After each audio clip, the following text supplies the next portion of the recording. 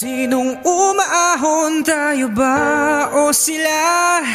Mga ngiti nila habang nakalubog ka pa sa napuntang bulsa. Pinaghirapan kong mga barya, minumulto na ng mga pangako nyo.